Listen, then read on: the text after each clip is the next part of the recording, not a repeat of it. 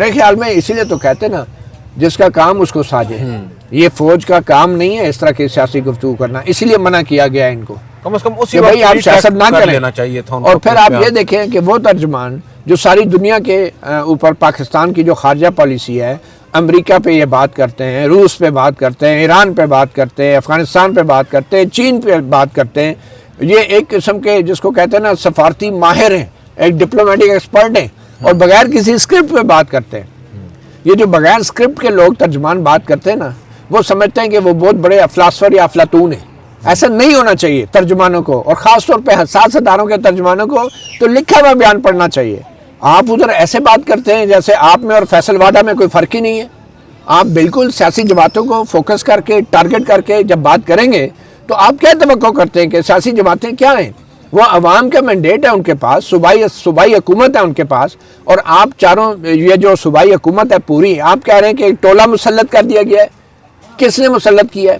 یہ خیبر پختونخوا کے 4 کروڑ عوام نے ووٹ ڈال کے اپنے اوپر خود مسلط کیا ہے. آپ کو یہ بتانے کی ضرورت نہیں ہے کہ کس کو مسلط کرنا چاہیے تھا. مسلط تو پنجاب میں ہوئے، دوسرے صوبوں میں ہوئے.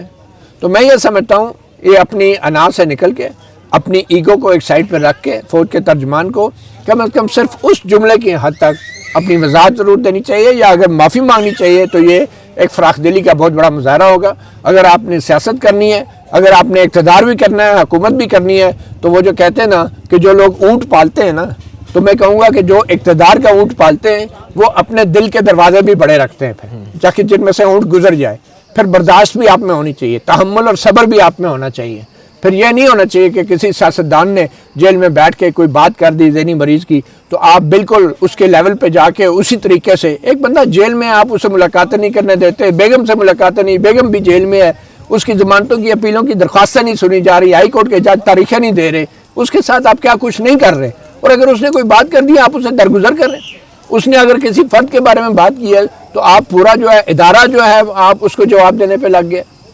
تو میرا یہ خیال ہے کہ بہت زیادتی کی بات ہے، بہت غلط بات ہے، اور اس میں اب یہ گیند جو ہے فوج کے ترجمان کی کورٹ میں ہے، ان کو اس حوالے سے اپنی وضاحت دینی چاہیے. اور اگر نہیں دیں گے تو پھر الٹیمیٹلی لاجیکلی یہی ہے کہ پھر آج 8 بجے ان کے پاس بھی حق ہے جواب دینے کا، پھر جو ہے سہیل افریدی بھی جلسے میں جواب دے گا، اور جلسے میں جب جواب دے گا تو مجھے بتائیں نا بدنامی کس کی ہوئی؟